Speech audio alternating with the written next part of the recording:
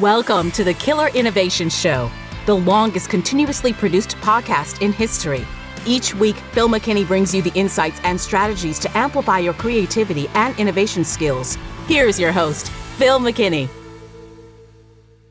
Welcome to this week's Killer Innovation Show. This topic is one that I bring up probably every 5 years or so throughout the history of this show, because it's one that I guess I say it to myself because I got to remind myself about this. Today's topic is about what I call Black Swan innovation. We're talking about surprising events, things you cannot plan for that are just totally unpredictable. We're facing that in today's world, right? Who could have predicted the war in the Ukraine, or the almost doubling of fuel costs over the previous 2 years, or the current economic recession, or the pandemic? Could you have predicted that? All of these things have a huge, huge impact. Well, this also applies to innovations that are surprising, that come in from left field. They can be very, very disruptive. So today we're going to talk about Black Swan innovation and talk about what can you do to prepare so that you're the one who rides out these black swans and actually can use it to create unique positions, unique advantages when you get to the other side of the change and the chaos. So before we jump into this week's episode, got that favor to ask: follow, like, and share. Follow us on social media, like the show, and share it with others. And so without any further ado, let's jump into this week's episode.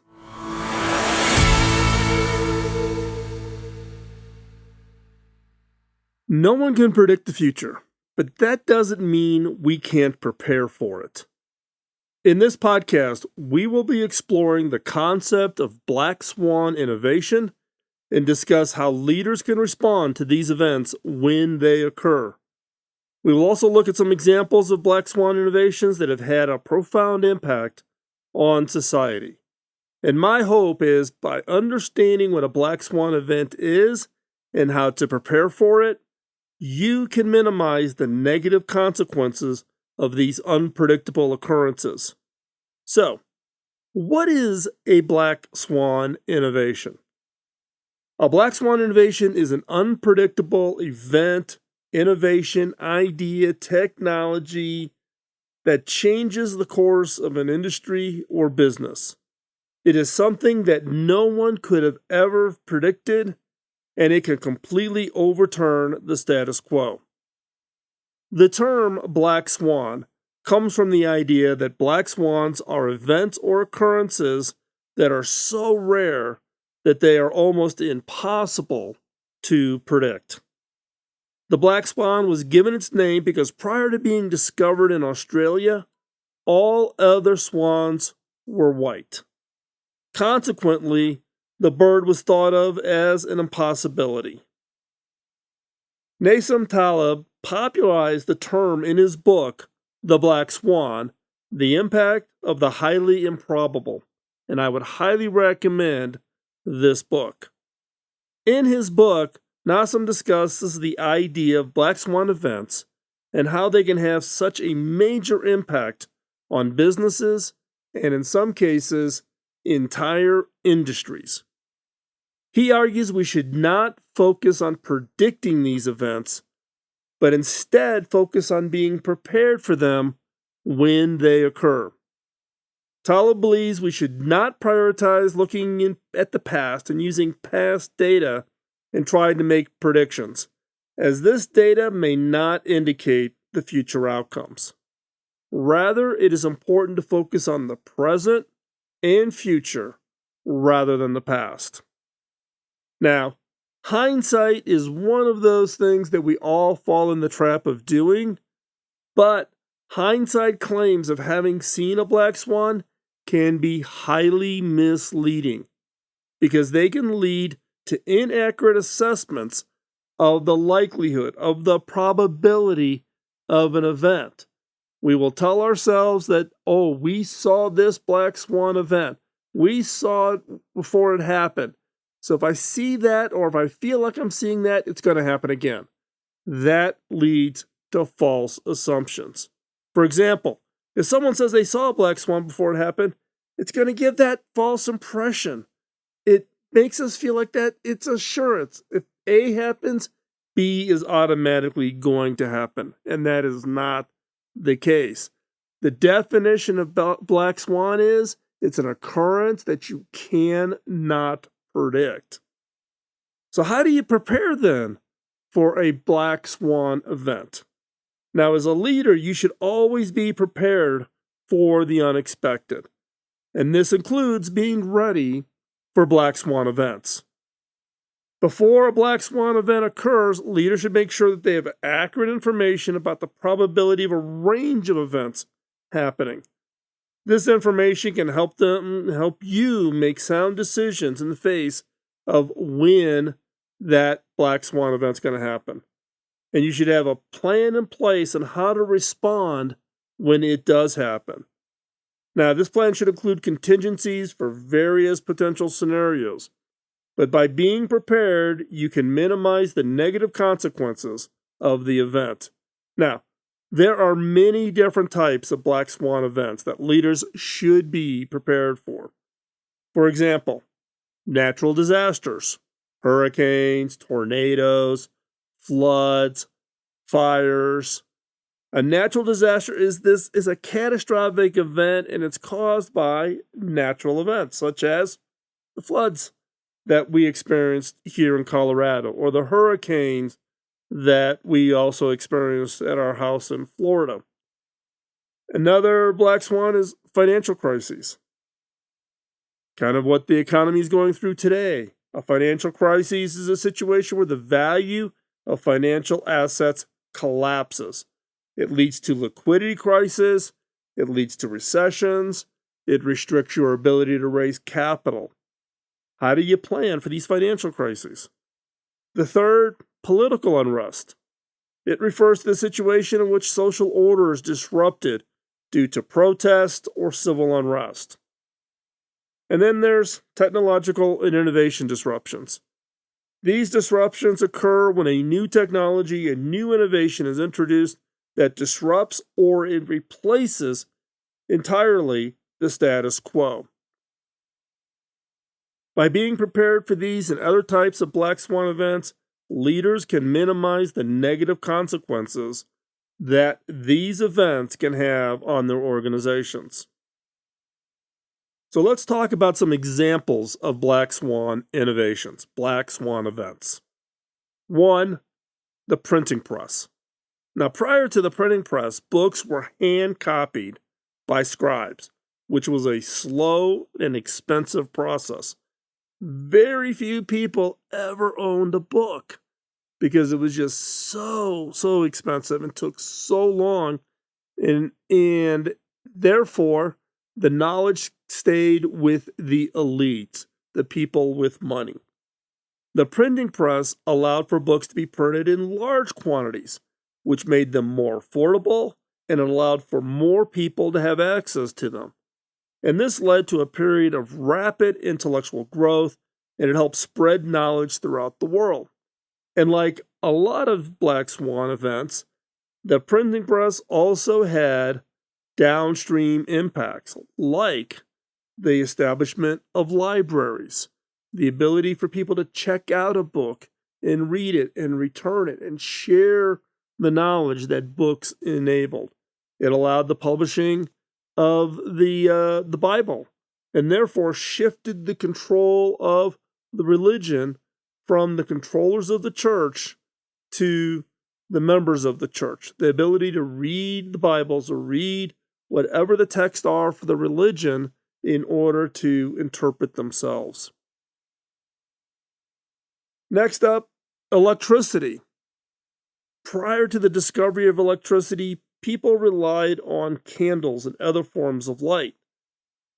It also depended on other means in order to generate work or output. using horses in order to drive, basic, simple machinery, the use of steam engines of some kind or water wheels in order to grind wheat. All of this is what was available prior to the invention of electricity. Now, electricity then allowed for the development of new technologies such as light bulbs, radios, televisions, the electric motor, factories, and such that today you can't even imagine what your life would be like. This invention of electricity led to a period of rapid technological growth and helped improve the quality of life for civilization. And then no discussion around Black Swan events would be complete without talking about the invention of the internet. The internet has allowed for the exchange of information and ideas on a scale that was previously unimaginable. It has allowed all the development for new technology such as social media, which has revolutionized the way people interact with each other. That's assuming you look at the positive side of social media. Like Black Swan events, it can also have a negative, an unintended consequence. And you could talk about social media also in the unintended consequences of a Black Swan innovation. And in this case, it is this whole area of social interaction and what the impact on society and on politics, and friends becoming foes because of opinions expressed. So Black Swan events can have positive, but they can also have negative. Now, this invention of the internet has made it easier for people to access information, and it has led to a rapid growth of global economic expansion. Now, by allowing the exchange for this information, ideas on a global scale, the internet has had a far-reaching impact on society. That is just beyond, you can't calculate this impact. You cannot overestimate the importance and the impact of the internet, but you couldn't predict it. It is a Black Swan innovation. Now, each of these innovations, right, whether you want to talk about the printing press, electricity, or the internet, was a game changer that completely disrupted the status quo. They were all considered impossible until they happened, and they each had a profound impact on society. Now, how do you respond to a Black Swan event? If a leader is suddenly faced with a Black Swan event that they did not prepare for, there are several steps that they should take to minimize the negative consequences. 1, assess the situation. Don't panic. Assess. Gather as much information as possible. This information can help you make then informed decisions on how to respond to the event. 2, develop a plan for how to respond to the event. Don't shoot from the hip. Don't guess. Don't just start barking out orders. Step back. Put together a plan. Now, this plan should include contingencies for various potential scenarios. So therefore, you can plan for and react to downstream impacts of any actions you take. But by being prepared, leaders can minimize these negative consequences. You understand what decisions you're making and what the downstream impact is going to be. Number 3, communicate with the team and stakeholders. Open communication is essential during a Black Swan crisis. Leaders should keep everybody updated on the situation and let them know what steps are being taken to address the issue. 4, focus on maintaining calm and order. I'll tell you, this can be difficult during a chaotic event, but it is essential to maintain control. Leaders should provide clear instructions and expectations, and they should be available to answer any questions and address any concerns, and must convey a sense of calm. And 5, take the time to review the situation after it has passed. This can help learn from their experiences, and you can make adjustments for plans for the future. While there's no way to predict or prepare for every possible black swan event, leaders can minimize the negative effects of these events by being prepared and taking quick, decisive action when they do occur. Note that through this whole discussion today, we're not talking about if a black swan event will occur. It's about when the black swan event does occur. When it happens, you will experience a black swan event in your career. Black swan innovation is like a tidal wave. It is unpredictable, but when it hits, it can cause a lot of damage. However, if you are prepared for black swan events, then you can minimize the negative consequences on you personally and on the organizations you are working with. By being proactive, staying calm under pressure, you can help your teams weather the storm. In the aftermath, it is important to take that time to review what happened and learn from the experience. As Nelson Mandela once said, "I never lose. I either win or I learn."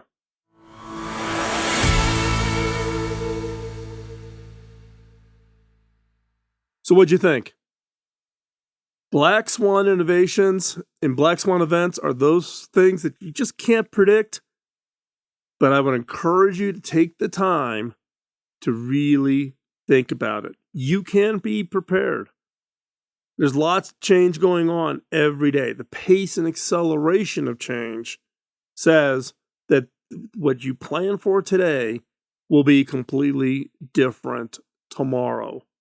And by putting the effort into thinking about it, deeply thinking about change and deeply thinking about all the possible black swan events, social unrest, riots in the streets, economic shifts, military actions, new technologies, new innovations, natural disasters, fires, floods. If you think about it, we're seeing all of these things today.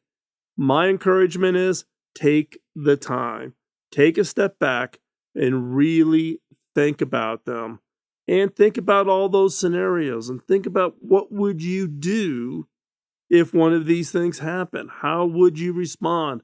How could your work, your innovations, your product, your services, your company, your organization respond when a black swan event occurs?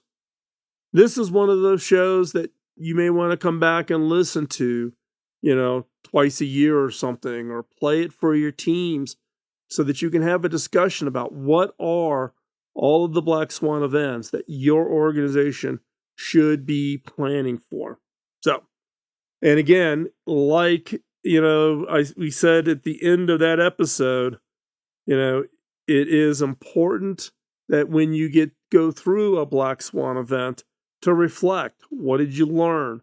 What what could you have done differently in the planning to be better prepared for that kind of event?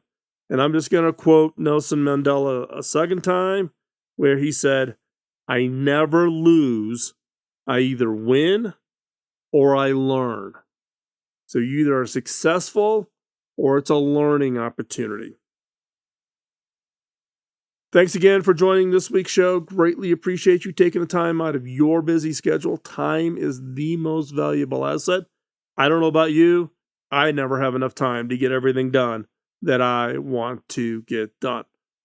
So, again, thank you for joining us. I want to thank those of you who have been checking out the new Innovators Network website and all the great content we're publishing. In fact, there'll be new additional contributors. Go check that out at theinnovators.network. It is a innovation-focused journalism. We tell the stories of innovation and the people behind that innovation. We use a combination of explaining journalism and solution journalism in order to tell the whole, complete, deep story around innovation and specific innovation. So check that out. You can subscribe to the newsletter from the Innovators Network. There's a form at the bottom in the footer of all the pages. You can just simply put your email address in, and you will be subscribed to the newsletter, and then you'll get regularly updated. Right now, there's a handful of us that are publishing and writing our content there. All of these shows, the Killer Innovations, my blog, all of that is aggregated there at the Innovators Network. You can still get it at its normal sites, but if you want to go one place, one-stop shopping for everything innovation with regards to journalism and what were stories about new technologies and also pointing out some of the negatives of what's going on, some of the what I call innovation fraud that we see out there, people overpromising the capabilities of innovation. Those stories will all be posted over at theinnovators.network. So check that out. And thank you for those of you who have checked it out and who dropped me notes of encouragement. This is a new project for me, but I feel that if we're going to fix the innovation journalism problem, who better to do it than us, I guess, since nobody else is doing it. So we're trying this out. I'm very committed to it. I'm excited about it. And the response has been great. And thank you for all of those of you who've been sending encouraging notes and checking that out. And with that, have a great week. Work on your ideas. Work on your innovations. The ideas you're working on are fantastic. Don't let anybody else tell you that it's not. But you need to spend the time, move it forward, deliver it, and change the world. We'll talk to you next week. Bye-bye. Podcasting nonstop since 2005, this has been the Killer Innovation Show on the Innovators Network.